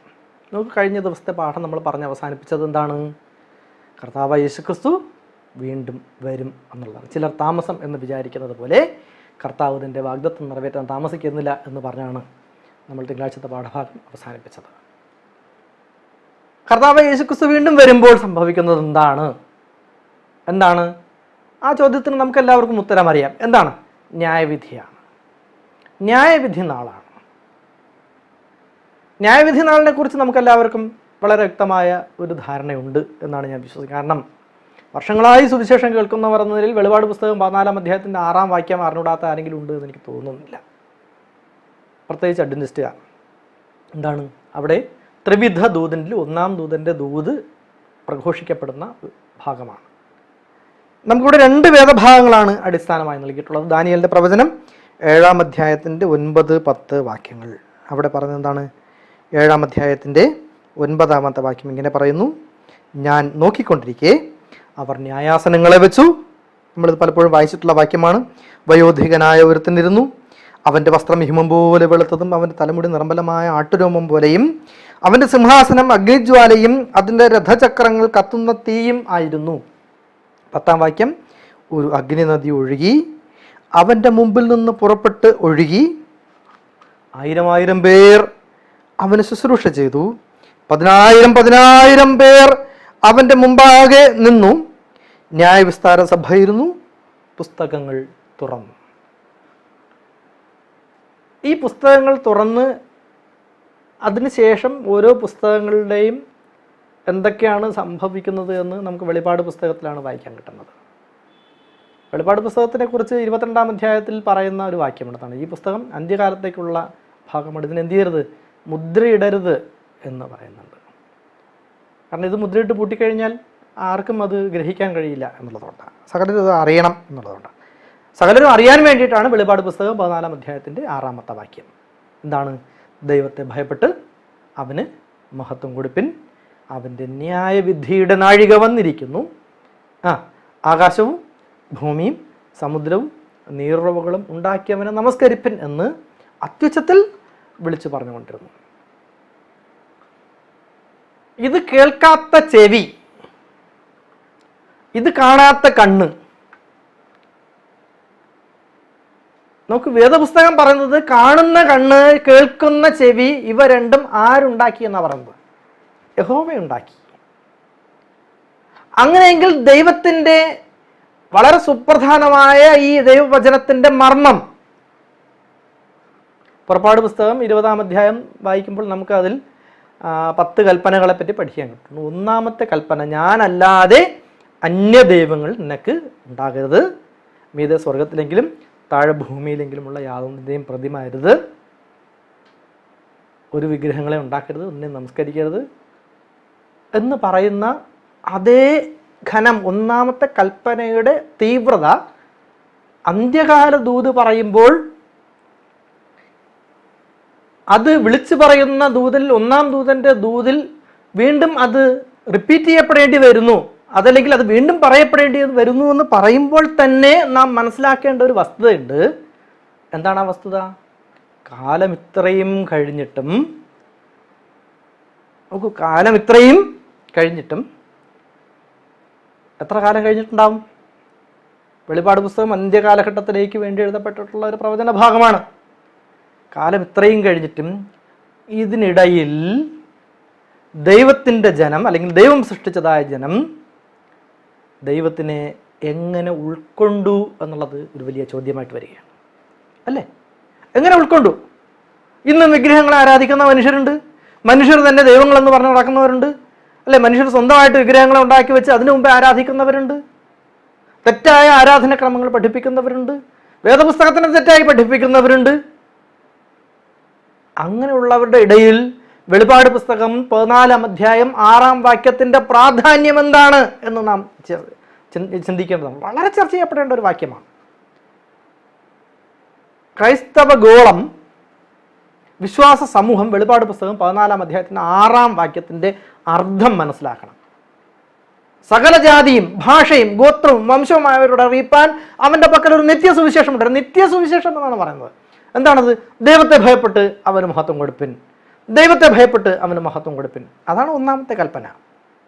ഞാനല്ലാതെ എൻ്റെ ദൈവങ്ങൾ നിനക്കുണ്ടാകരുത്, ദൈവത്തെ ഭയപ്പെട്ട് അവന് മഹത്വം കൊടുപ്പിൻ.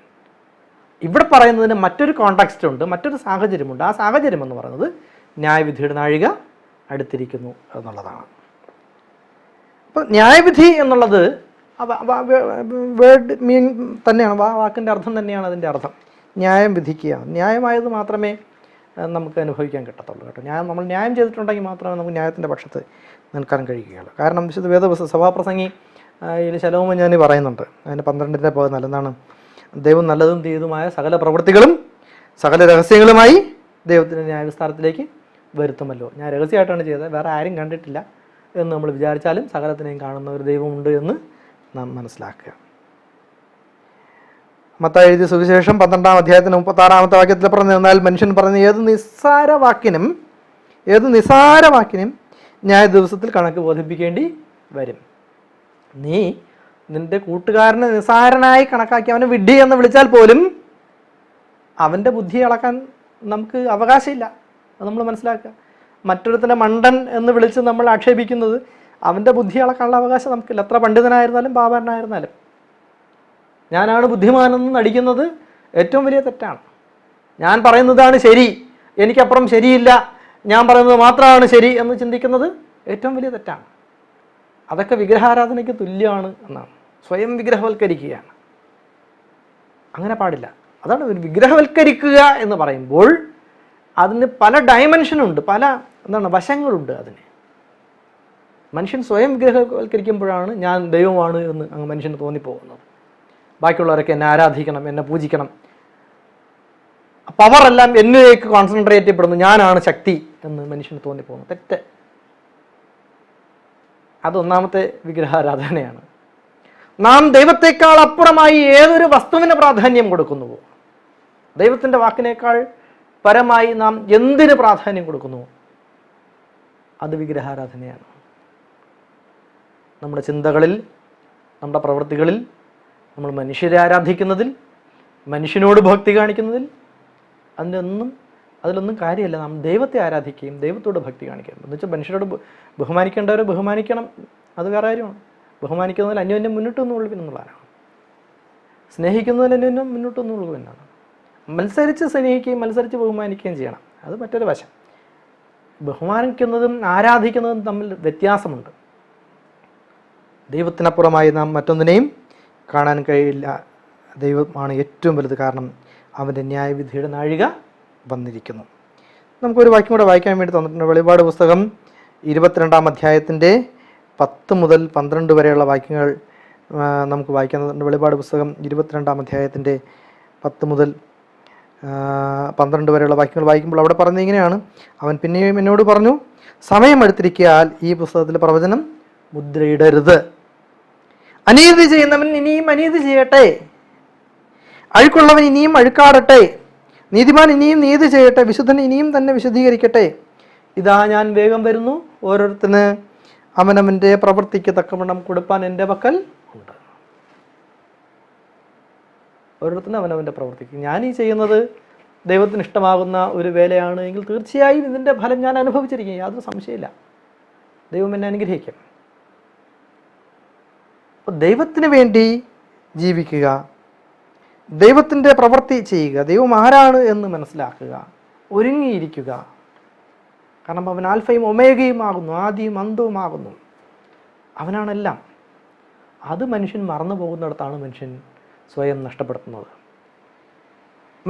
മനുഷ്യനിങ്ങനെ സ്വയം നഷ്ടപ്പെട്ട് അബോധാവസ്ഥയിലായിരിക്കുന്ന അവസ്ഥയെക്കുറിച്ച് കർത്താവ് യേശു ക്രിസ്തു വളരെ മനോഹരമായ ഒരു ഉപമയിലൂടെ മനുഷ്യനെ പഠിപ്പിച്ചു. നമുക്കെല്ലാവർക്കും വളരെ സുപരിചിതമായ ഉപമയാണ് 10 കന്യകമാരുടെ ഉപമ എന്ന്. മത്തായി സുവിശേഷം 25-ാം അധ്യായത്തിൻ്റെ 1 മുതൽ 13 വരെ വായിക്കുമ്പോൾ നമുക്ക് കാണാൻ കഴിയുന്ന 10 കന്യകമാരുടെ ഉപമ. ഞാനതിനെ വിശദീകരിക്കാൻ നിൽക്കുന്നില്ല, സമയം കുറവായതുകൊണ്ട്. അവിടെ 2 സംഭവങ്ങൾ. ഒന്ന്, ചിലർ കരുതിയിരുന്നു, ചിലർ കരുതിയിരുന്നില്ല. ചിലർ ഒരുങ്ങിയിരുന്നു, ചിലർ ഒരുങ്ങിയിരുന്നില്ല. ചിലർ വിളി കേട്ടു, ചിലർക്ക് വിളി കേൾക്കാൻ പറ്റിയില്ല. അതാണ് കരുതിയിരിക്കുക, ഒരുങ്ങിയിരിക്കുക. ന്യായവിധി സമാഗതമായി എന്ന് നമ്മോട് വീണ്ടും വീണ്ടും വീണ്ടും വീണ്ടും വീണ്ടും വീണ്ടും ഇങ്ങനെ പറഞ്ഞുകൊണ്ടിരിക്കുമ്പോൾ നമുക്കൊരു അലോസരം. ചില കാര്യങ്ങൾ ഒന്നിൽ കൂടുതൽ പ്രാവശ്യം പറഞ്ഞാൽ നമുക്ക് ഇഷ്ടാവില്ല, അല്ലേ? ഞാൻ എന്നടുത്ത് പല ആളുകളും ഇങ്ങനെ ചില കാര്യങ്ങൾ റിപ്പീറ്റ് ചെയ്ത് പറയുമ്പോൾ ഞാൻ പറയും, ഒരു പ്രാവശ്യം ഒരു കാര്യം ഒരു പ്രാവശ്യം പറഞ്ഞാൽ മതി, എനിക്ക് മനസ്സിലാവും. അങ്ങനെ ചിന്തിക്കുന്ന ആളുകളുണ്ട്. ചില വസ്തുതകൾ അങ്ങനെ. പക്ഷേ കർത്താവ് യേശു ക്രിസ്തുവിൻ്റെ വീണ്ടും വരവ് സമാഗതമായി നിങ്ങൾ ഒരുങ്ങിയിരിപ്പിൻ എന്ന് പറഞ്ഞാൽ നിങ്ങൾ ഈ 10 കന്യകമാരിൽ ആരുടെ ഭാഗത്താണ്? നിങ്ങളുടെ വിളക്കിൽ എണ്ണയുണ്ടോ? കത്തിച്ച് റെഡിയായിരിപ്പുണ്ടോ? കൂടുതൽ വിളക്കിലേക്കുള്ള എണ്ണ നമ്മൾ കരുതി കാത്തിരിക്കുകയാണോ? Are you ready? It's a big question. അതൊരു വലിയ ചോദ്യമാണ്. Are you ready? നമ്മളെന്ത് മറുപടി പറയും? കർത്താവേ, കുറച്ച് സമയം കൂടെ എനിക്ക് നീട്ടിത്തരണമേ.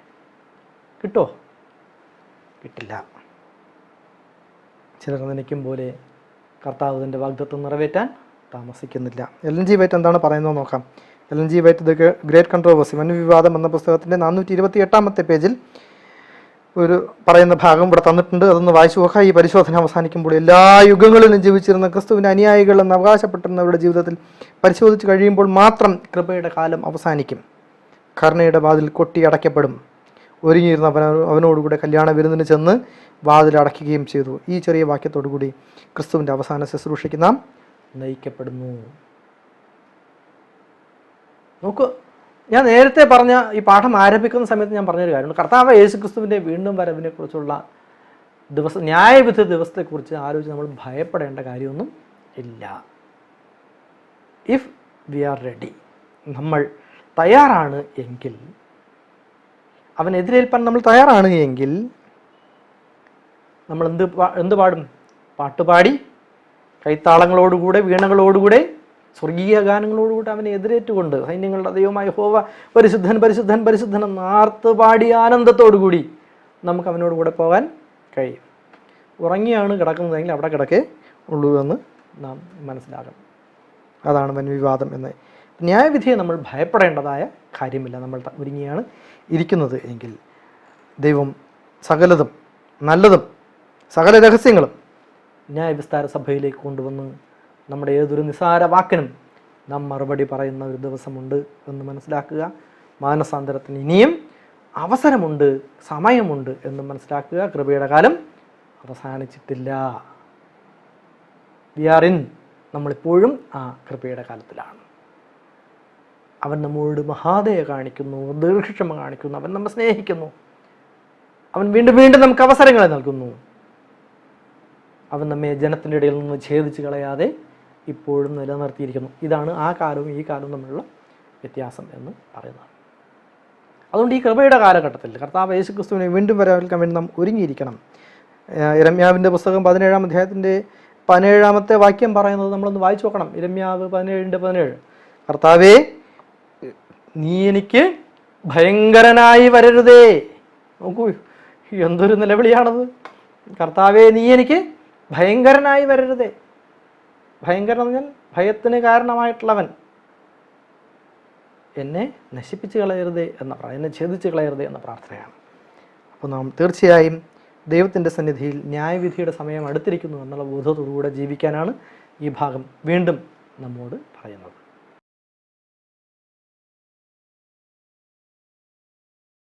നമ്മൾ അടുത്ത ദിവസത്തെ ബുധനാഴ്ചത്തെ പാഠത്തേക്ക് വിശുദ്ധ മന്ദിരത്തിൽ നിന്നുള്ള വെളിച്ചം എന്ന പാഠത്തിൻ്റെ ബുധനാഴ്ചത്തെ ഭാഗത്തേക്ക് പോകുമ്പോൾ അവിടെ പറയുന്നത് അതിവിശുദ്ധ സ്ഥലത്തെക്കുറിച്ചുള്ള സദ്വാർത്ത, ഒരു സുവാർത്ത, നല്ല വർത്തമാനം. എബ്രായർക്ക് എഴുതിയ ലേഖനം 4-ാം അധ്യായത്തിൻ്റെ 14 മുതൽ 16 വരെ വായിക്കുമ്പോൾ, ആകയാൽ ദൈവപുത്രനായ യേശു ആകാശത്തിൽ കൂടി കടന്നുപോയ ഒരു ശ്രേഷ്ഠ പുരോഹിതനായി നമുക്കുള്ളത് നമ്മുടെ സ്വീകാരം മുറുകെ പിടിച്ചുകൊള്ളുക. നമുക്കുള്ള മഹാപുരോഹിതൻ നമ്മുടെ ബലഹീനതകളിൽ സഹതാപം കാണിപ്പാൻ കഴിയാത്തവനല്ല, പാപം ഒഴികെ സർവ്വത്തിലും നമുക്ക് തുല്യനായി പരീക്ഷിക്കപ്പെട്ടവനത്രേ നമുക്കുള്ളത്. അതുകൊണ്ട് കരുണ ലഭിപ്പാനും തത്സമയത്ത് സഹായത്തിലുള്ള കൃപ പ്രാപിപ്പാനുമായി നാം ധൈര്യത്തോടെ കൃപാസനത്തിനടുത്തേക്ക് ചെല്ലുക. ഇവിടെ ധൈര്യക്കുറവുണ്ട് അല്ലേ? ഒരു ധൈര്യക്കുറവുണ്ട്. ഇവിടെ 3-4 വാക്യങ്ങൾ പറയുന്നുണ്ട്. 3-4 സ്റ്റേറ്റ്മെൻറ്റുകൾ, പ്രസ്താവനകൾ പറയുന്നുണ്ട്. ഒന്ന്, സ്വീകാരത്തെ മുറുകെ പിടിച്ചുകൊള്ളുക. നമ്മുടെ സ്വീകാരം മുറുകെ പിടിച്ചുകൊള്ളുക. ധൈര്യത്തോടുകൂടി അവൻ്റെ അടുത്തേക്ക് വരിക. ഒരിക്കലും അവനെ ഉപേക്ഷിക്കരുത്. പുതിയതും ജീവനുള്ളതുമായ വഴിയിലൂടെ വിശ്വാസത്താൽ നമുക്ക് സ്വർഗീയ വിശുദ്ധ മന്ദിരത്തിൽ പ്രവേശിക്കാം. നാം ധൈര്യത്തോടുകൂടി കൃപാസനത്തിനടുത്തേക്ക് ചെല്ലുക. അവൻ പാപമൊഴികെ സർവ്വത്തിലും നമുക്ക് തുല്യമായി പരീക്ഷിക്കപ്പെട്ടവനത്രേ. നമുക്കുള്ള ബലഹീനതകൾ എന്തൊക്കെയാണ് എന്ന് അവൻ മനസ്സിലാക്കിക്കൊണ്ടാണ് ശ്രേഷ്ഠ മഹാപുരോഹിതനായി സ്വർഗത്തിൽ ദൈവത്തിൻ്റെ വലത് ഭാഗത്ത് ആയിരിക്കുന്നത്. നോക്കൂ, ഇവിടെ ഒരു വാക്യം പറയുന്നുണ്ട്, ഒരു സെൻറ്റൻസ് പറയുന്നത്, യേശുവിൻ്റെ രക്തം ഓരോ ചുവടിലും വഴിയൊരുക്കുന്നു. അത് നമുക്ക് പ്രത്യാശ നൽകുന്നു. കാരണം യേശു നമ്മോട് ക്ഷമിക്കുകയും നമ്മുടെ പാപങ്ങൾ മായ്ക്കുകയും ചെയ്താൽ മാത്രമേ നമുക്ക് ദൈവവുമായി പുനഃസമാഗമനം ഉണ്ടാവൂ. അല്ലേ? ന്യായവിധി എന്ന് പറയുമ്പോൾ അവിടെ ഒരു വീണ്ടെടുപ്പുണ്ട്. ഒരു പുതിയ സൃഷ്ടിയായി മാറാനുള്ള ഒരു അവസരം നിലവിൽ നമ്മുടെ കയ്യിലുണ്ട്. നാം എന്താവണം? നാം ക്രിസ്തുവിൽ ആവുക. ഒരുവൻ ക്രിസ്തുവിലായാലോ അവൻ പുതിയൊരു സൃഷ്ടിയത്രേ. നമ്മൾ പുതിയ സൃഷ്ടിയാകണമെന്നുണ്ടെങ്കിൽ കർത്താവ് യേശു ക്രിസ്തുവിനോട് അവൻ്റെ മുമ്പിൽ വന്ന ഒരു സാധാരണക്കാരനായ ഒരു മനുഷ്യൻ ചോദിച്ചു, ഞാൻ വീണ്ടും അമ്മയുടെ ഗർഭപാത്രത്തിൽ ചെന്ന് അവളുടെ കുഞ്ഞായി ജനിച്ച് വീണ്ടും ജനിക്കുക എന്ന് പറയുമ്പോൾ അങ്ങനെയാണോ? അല്ല. വീണ്ടും ജനിക്കുക എന്ന് പറയുമ്പോൾ നാം നമ്മെ തന്നെ ഒരു മെറ്റമോർഫോസിസ്, രൂപാന്തരപ്പെടുത്തുക. നമ്മുടെ മനസ്സിൽ ഇപ്പോൾ നമ്മുടെ മനസ്സാണ് നമ്മുടെ ചിന്ത, നമ്മുടെ ശരീരം, നമ്മുടെ ബുദ്ധി എന്ന് പറയുന്നത്.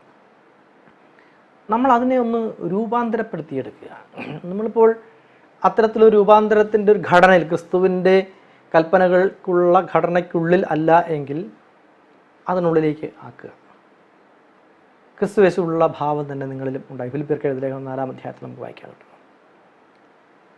നമ്മുടെ സ്വീകാരത്തിനെ മുറുകെ പിടിച്ചുകൊള്ളുക. എബ്രായർക്ക് എഴുതിയ ലേഖനം 4-ാം അധ്യായത്തിൽ നമുക്ക് കിട്ടുന്നു. നമ്മുടെ വിശ്വാസത്തിനെ നാം ഉറപ്പിക്കുക. എബ്രായർക്ക് എഴുതിയ ലേഖനം 11-ാം അധ്യായത്തിൻ്റെ 1-ാം വാക്യം. വിശ്വാസം എന്നതും ആശിക്കുന്നതിൻ്റെ ഉറപ്പും കാണാത്ത കാര്യങ്ങളുടെ നിശ്ചയവും ആകുന്നു. അവിടെ നമ്മുടെ പൂർവ്വപിതാക്കന്മാരെ പറ്റിയുള്ള വിശ്വാസത്താൽ നോഹ എന്ത് ചെയ്തു എന്നുള്ളത് നമുക്കവിടെ കാണാൻ കഴിയുന്നു. അങ്ങനെ പൂർവ്വപിതാക്കന്മാർ പലരുടെയും ചരിത്രം അവിടെ പറയുന്നുണ്ട്. നാം മനസ്സിലാക്കേണ്ടത്, നമ്മെ സംബന്ധിച്ചിടത്തോളം നമ്മുടെ ഓരോരുത്തരുടെയും ജീവിതത്തിൽ ഒരു പുനഃസമാഗമം, കർത്താവായ യേശുക്രിസ്തുവിനെ നാം കാണുകയും കർത്താവ് യേശുക്രിസ്തുവിനെ നാം അറിയുകയും കർത്താവ് യേശു ക്രിസ്തുവിൻ്റെ സന്നിധിയിലേക്ക് നമുക്ക് കടന്നു ചെല്ലാൻ കഴിയുകയും ചെയ്യണം എന്നുണ്ടെങ്കിൽ ഈ പറഞ്ഞിരിക്കുന്ന പ്രവചനത്തിൻ്റെ ഒരു നിറവേറൽ അവിടെ സംഭവിക്കണം എന്നുണ്ടെങ്കിൽ നമ്മൾ തന്നെ ദൈവത്തിൻ്റെ സന്നിധിയിലേക്ക് നമ്മുടെ പാപങ്ങൾ ക്ഷമിക്കുന്നതിനായി, മായ്ച്ചു കളയുന്നതിനായി ക്രൂശിലെ യാഗത്തിനെ അംഗീകരിച്ചുകൊണ്ട്, ആ വിശുദ്ധ രക്തത്തിനെ അംഗീകരിച്ചുകൊണ്ട് അവൻ്റെ അരികിലേക്ക് കടന്നു ചെല്ലണം. വെളിപാട് പുസ്തകം 11-ാം അധ്യായത്തിൻ്റെ 19-ാമത്തെ വാക്യം ഇങ്ങനെ പറയുന്നു: അപ്പോൾ സ്വർഗത്തിലെ ദൈവാലയം തുറന്നു, അവൻ്റെ നിയമപെട്ടകം അവൻ്റെ ആലയത്തിൽ പ്രത്യക്ഷമായി, മിന്നലും നാദവും ഇടിമുഴക്കവും ഭൂകമ്പവും വലിയ കൽമഴയും ഉണ്ടായി. ഇവിടെ ലേഖകൻ പറയുന്നത് വൻവിവാദത്തിൻ്റെ പശ്ചാത്തലത്തിൽ ഈ ദർശനത്തിൻ്റെ പ്രാധാന്യം എന്താണ് എന്ന് നാം ചർച്ച ചെയ്യണം. സ്വർഗത്തിലെ ദൈവാലയം തുറന്നു, നിയമപെട്ടകം അവരുടെ ആലയത്തിൽ പ്രത്യക്ഷമായി, അന്നേരം മിന്നലും നാദവും ഇടിമുഴക്കവും ഭൂകമ്പവും വലിയ കൽമഴയും ഉണ്ടായി. ലോകത്തിന് ന്യായവിധിയുടെ ഒരു സമയം ആഗതമാകുകയാണ്. ജീവൻ്റെ പുസ്തകത്തിൽ പേരെഴുതിയിട്ടുള്ളവരൊക്കെയും ദൈവത്തിൻ്റെ സന്നിധിയിലേക്ക് കടന്നു ചെല്ലുന്ന ഒരു അവസരമാണ്. എബ്രായർക്ക് എഴുതിയ ലേഖനം 8-ാം അധ്യായത്തിൻ്റെ 10-ാമത്തെ വാക്യം ഇപ്രകാരം പറയുന്നു: ഈ കാര്യം കഴിഞ്ഞ ശേഷം ഞാൻ ഇസ്രായേൽ ഗൃഹത്തോട് ചെയ്യുവാനിരിക്കുന്ന നിയമം ഇങ്ങനെയാകുന്നു: ഞാൻ എൻ്റെ ന്യായപ്രമാണം അവരുടെ ഉള്ളിലാക്കി അവരുടെ ഹൃദയങ്ങളിൽ അതിനെ എഴുതും. ഞാൻ അവർക്ക് ദൈവമായും അവർ എനിക്ക് ജനമായും ഇരിക്കും. നമ്മുടെ ഹൃദയങ്ങളെ ദൈവത്തിന് എഴുതാൻ വേണ്ടി നാം തുറന്നു കൊടുക്കണം. വെളിപ്പാട് പുസ്തകം 7-ാം അധ്യായത്തിൽ കർത്താവ് യേശു ക്രിസ്തു നമ്മോട് പറഞ്ഞു: ഞാൻ നിങ്ങളുടെ ഹൃദയത്തിൻ്റെ വാതിൽക്കൽ വന്ന് നിന്ന് മുട്ടുന്നു. ആരെങ്കിലും എൻ്റെ ശബ്ദം കേട്ട് വാതിൽ തുറന്നാൽ ഞാൻ അവനോടും അവൻ എന്നോടും കൂടെ അത്താഴം കഴിക്കും. എന്ന് വെച്ചാൽ എൻ്റെ അർത്ഥം എന്താ? ഞാൻ അവനോടും അവൻ എന്നോടും കൂടെ അത്താഴം കഴിക്കും. കർത്താവ് യേശു ക്രിസ്തു ഇന്ന് രാത്രി നമ്മുടെ വീട്ടിൽ വന്ന് തട്ടി രാത്രി നമ്മളോട് ഭക്ഷണം ചോദിച്ച് നമ്മൾ ഒന്നിച്ചിരുന്ന് ഭക്ഷണം കഴിക്കുമെന്നാണോ? അല്ല, മറിച്ച് ഈ അത്താഴം കഴിക്കുക എന്ന് പറയുമ്പോൾ ഏത് സമയത്തെ ഭക്ഷണമാണ് എന്ന് നമ്മൾ മനസ്സിലാക്കും. അവസാനത്തെ രാത്രിയിലെ ഭക്ഷണം അവസാനത്തെ ഭക്ഷണമാണ് അല്ലേ? ഒരു ദിവസത്തെ അവസാനത്തെ ഭക്ഷണമാണ് അത്താഴം കഴിക്കുക എന്ന് പറയുന്നത്. അപ്പോൾ ഈ ലോകത്തിൻ്റെ ഭൗതിക ജീവിതത്തിൻ്റെ അവസാനം കർത്താവ് യേശു ക്രിസ്തുവിൻ്റെ സന്നിധിയിലേക്ക് നമ്മൾ കടന്നു ചെല്ലുന്നു. അവൻ നമ്മെ പേര് ചൊല്ലി വിളിക്കുന്നു: നീ എനിക്കുള്ളവൻ തന്നെ, ഇതാ എൻ്റെ ഉള്ളം താങ്ങുന്ന എൻ്റെ ദാസൻ എന്ന് പറഞ്ഞ് അവൻ നമ്മെ പേര് ചൊല്ലി വിളിച്ച് അവൻ്റെ സന്നിധിയിലേക്ക് കൊണ്ടിരുത്തുമ്പോൾ നമുക്ക് അവനോടൊപ്പം സ്വർഗീയ സന്തോഷത്തിലായിരിക്കാൻ തക്കവണ്ണം സാധിക്കും. വിശ്വാസത്താൽ സ്വർഗത്തിൻ്റെ വിശുദ്ധ മന്ദിരത്തിൽ പ്രവേശിക്കുമ്പോൾ നമ്മുടെ മുൻകാല പാപങ്ങൾക്ക് മാപ്പ് നമുക്ക് വേണ്ടി മരിക്കുകയും നമ്മുടെ ഹൃദയങ്ങൾ നിയമം എഴുതുകയും ചെയ്ത ക്രിസ്തുവിലൂടെ അനുസരണമുള്ള ജീവിതം നയിക്കാനുള്ള ശക്തിയും നാം കണ്ടെത്തുന്നു എന്ന് ലേഖകൻ നമ്മോട് പറയുകയാണ്. അപ്പം നമുക്ക് ഇതൊക്കെയും ഉൾക്കൊള്ളാനുള്ളൊരു കരുത്ത് നൽകുന്ന സാധനം എന്ന് പറയുന്നത് എന്താണ്? വിശുദ്ധ വേദപുസ്തകമാണ്. ഈ വിശുദ്ധ വേദപുസ്തകത്തിലെ 66 പുസ്തകങ്ങളിലായി നമുക്ക് ദൈവത്തിനെ തന്നെ പരിചയപ്പെടുത്തുകയാണ്. നമുക്ക് ദൈവം ജീവനെ പരിചയപ്പെടുത്തുകയാണ്, രക്ഷയെ പരിചയപ്പെടുത്തുകയാണ്, കുഞ്ഞാടിനെ പരിചയപ്പെടുത്തുകയാണ്, പരിശുദ്ധാത്മാവിനെ പരിചയപ്പെടുത്തുകയാണ്. സകല പാപവും പോക്കി മനുഷ്യന് രക്ഷ പ്രാപിക്കാനുള്ള മാർഗം എന്താണ് എന്ന് ഈ പുസ്തകത്തിൽ അടയാളപ്പെടുത്തിയിട്ടുണ്ട് എന്ന് വേദപുസ്തകം പറഞ്ഞതാണ്. വെളിപ്പാട് പുസ്തകം 22-ാം അധ്യായത്തിൽ നമുക്ക് കാണാൻ കഴിയുന്നത്. ഈ പുസ്തകത്തിലെ വചനം പ്രമാണിക്കുന്നവൻ ഭാഗ്യവാൻ എന്ന് എഴുതിയിരിക്കുന്നു. പ്രിയമുള്ളവരെ, അവിടെ നമുക്ക് മധ്യസ്ഥനായി ആരാണുള്ളത്? കർത്താവായ യേശു ക്രിസ്തുവാണ് ഉള്ളത്. ആ ദൈവത്തിൻ്റെ സന്നിധിയിൽ അവിടെ കടന്നു വരുന്ന കോടാനുകൂടി മനുഷ്യർ അല്ലേ, 1000 പേർ, 10,000 പേർ അവന് ശുശ്രൂഷ ചെയ്തു എന്നാണ് വേദപുസ്തകം പറയുന്നത്. എണ്ണിക്കൂടാതെ വണ്ണം ഒരു വലിയ സമൂഹമെന്ന് വെളിപ്പാട് പുസ്തകത്തിൽ പറയുന്നുണ്ട്.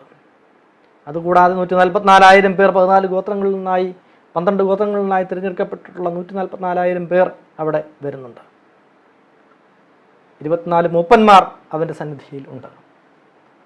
കയ്യിൽ കുരുത്തോലയും ഏന്തിക്കൊണ്ട് കുഞ്ഞാടിൻ്റെ പാട്ടും മോശയുടെ പാട്ടും പാടിക്കൊണ്ട് സൈന്യങ്ങളുടെ ദൈവമായ യഹോവ പരിശുദ്ധൻ പരിശുദ്ധനെന്ന് ആർത്തുപാടി ദൈവത്തിൻ്റെ മഹിമാസന്നിധിയിലായിരിക്കുവാൻ നമുക്ക് സാധിക്കണം. അതാണ് ആദ്യ പരിശുദ്ധ സ്ഥലത്തെക്കുറിച്ചുള്ള സദ്വാർത്ത എന്ന് പറയുന്നത്.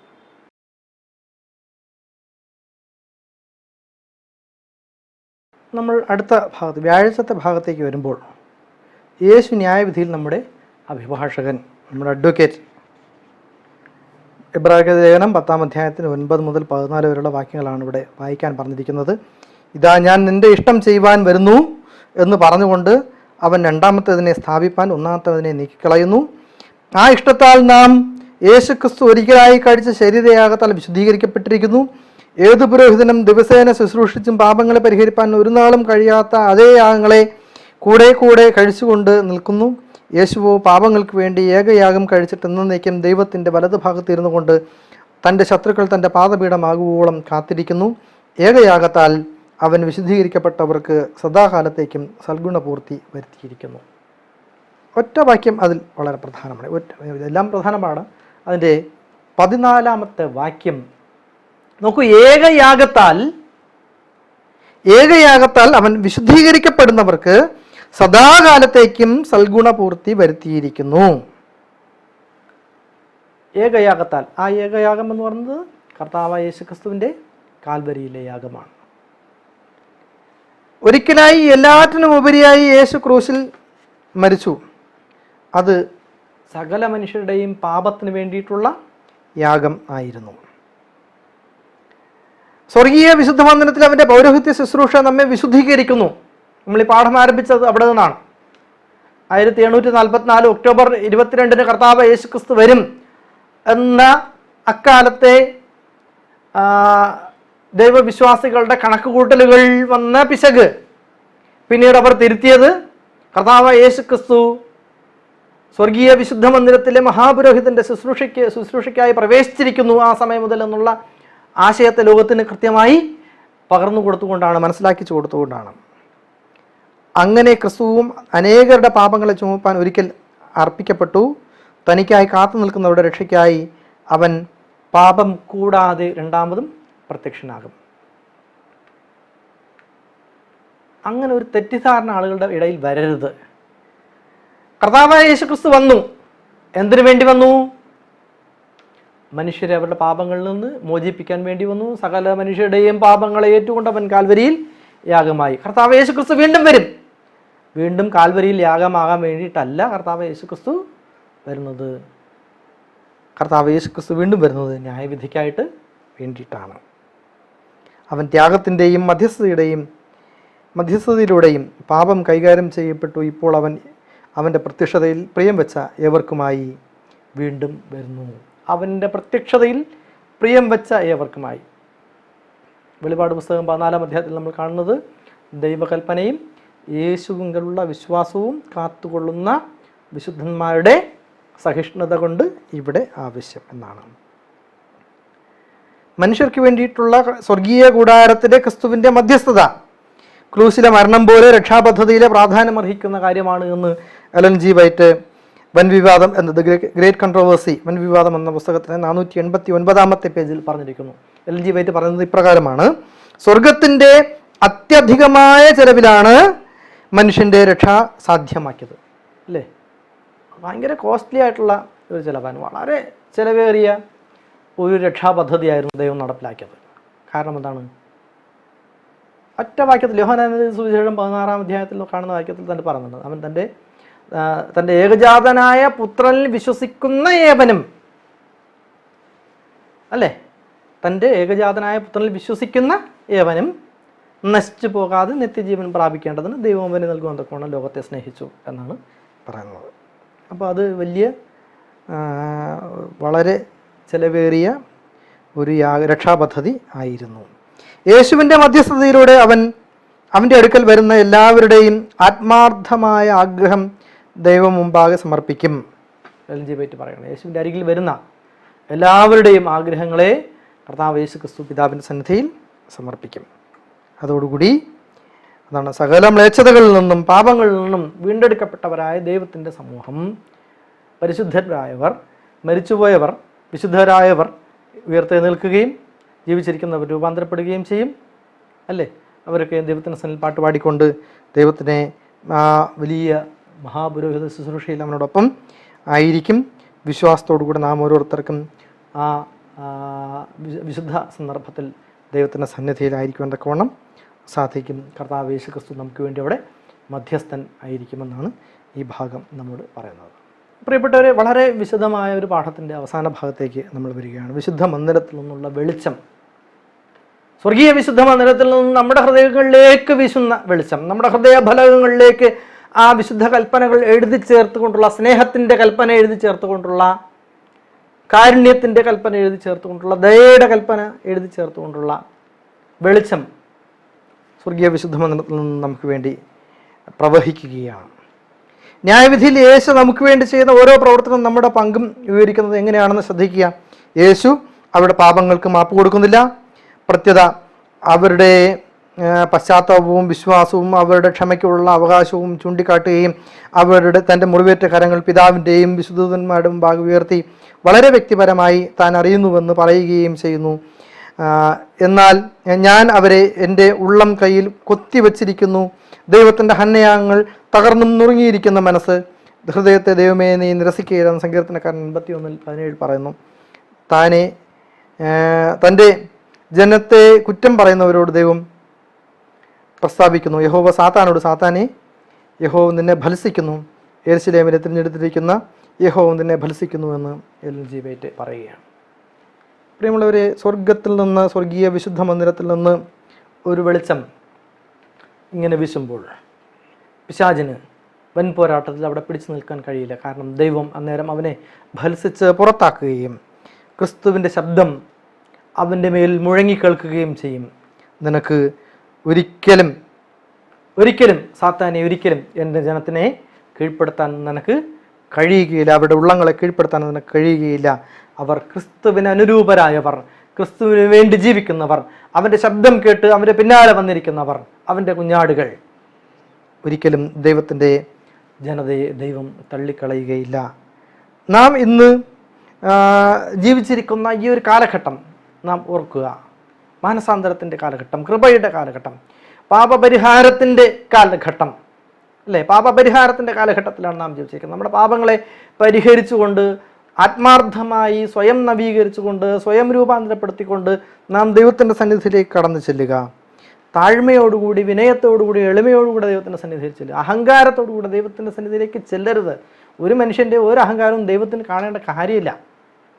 ഒന്നും ദൈവത്തിന് കാണേണ്ട കാര്യമില്ല. ദൈവത്തിന് ഭൗതികമായ യാതൊന്നും വേണ്ട. അവൻ്റെ തകർന്നു നുറുങ്ങിയിരിക്കുന്ന മനസ്താപത്തോടു കൂടിയുള്ള, ആത്മതപനത്തോടു കൂടിയുള്ള ഹൃദയത്തെയാണ് എങ്കിൽ ആ ഹൃദയത്തെ അവന് ആവശ്യമാണ്. അതാണ് സങ്കീർത്തനക്കാരൻ പറഞ്ഞത്, തകർന്നു നുറുങ്ങിയിരിക്കുന്ന ഹൃദയത്തെ ദൈവമേ നീ നിരസിക്കുകയില്ല. ആത്മാർത്ഥമായ ദൈവത്തോട് പ്രാർത്ഥിക്കുക. ദൈവം ഒരിക്കലും നമ്മുടെ പ്രാർത്ഥന തള്ളിക്കളയുന്നവനല്ല. തീർച്ചയായും ആ ഒരു വലിയ വൻ വിവാദത്തിൻ്റെ ദിവസത്തിൽ സ്വർഗീയ വിശുദ്ധ മന്ദിരത്തിൽ നിന്നുള്ള കർത്താവായ യേശു ക്രിസ്തുവിൻ്റെ വെളിച്ചം നമ്മുടെ ഓരോരുത്തരുടെ ഹൃദയങ്ങളിലേക്ക് പ്രതിഫലിക്കണം, നമ്മിൽ പ്രതിഫലിക്കണമെന്ന് ദൈവം ആഗ്രഹിക്കുന്നു. അതുകൊണ്ടാണ് ഈ വചനം വീണ്ടും നമ്മുടെ മുമ്പിലേക്ക് പ്രഘോഷിക്കപ്പെട്ടത്.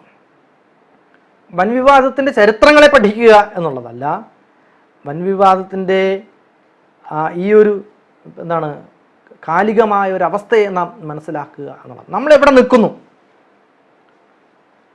അതാ ചോദ്യം. വൻവിവാദത്തിൻ്റെ ഈ കാലഘട്ടത്തിൽ വേർ വി സ്റ്റാൻഡ്സ്, നമ്മൾ എവിടെയാണ് നിൽക്കുന്നത്, നമ്മുടെ പൊസിഷൻ എവിടെയാണ്, നമ്മുടെ സ്ഥാനം എവിടെയാണ്? നമ്മൾ ദൈവത്തിൻ്റെ പക്ഷത്താണ് എന്ന് നമ്മൾക്കറിയാം. നമ്മൾ അങ്ങനെ തന്നെ പറയും, അല്ല എന്നൊരിക്കലും പറയാൻ നമ്മുടെ നാവ് പൊന്തത്തില്ല.